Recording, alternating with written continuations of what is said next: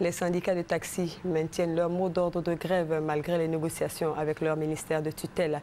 Ils demandent toujours qu'une solution soit trouvée pour mettre fin à la concurrence déloyale que leur livrent les taxis banalisés. Le calvaire des usagers se poursuit donc. Regardez. Ce jeudi, les Abidjanais ont encore éprouvé des difficultés à se rendre au travail et vaquer à leurs occupations.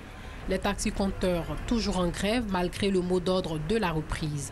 Dans le district d'Abidjan, on assiste alors dans les gares à de longues files d'attente. Les usagers étant obligés de se rabattre sur les Ororo et Baka.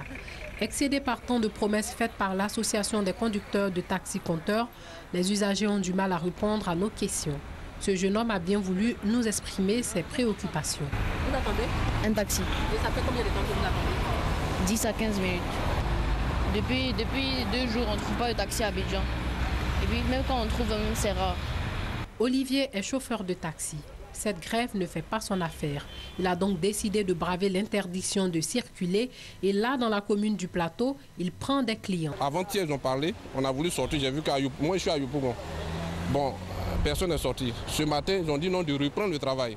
Et hier à 20h, ceux qui ont parlé, j'ai vu qu'il y avait un grand nombre de présidents des syndicats que j'ai vus. Donc j'ai cru que c'était bon. Donc ce matin, je me suis levé comme tous les jours pour aller travailler. Donc ce matin, je suis sorti de Yopougon, normalement. Il y a quelques taxis-compteurs qui roulaient.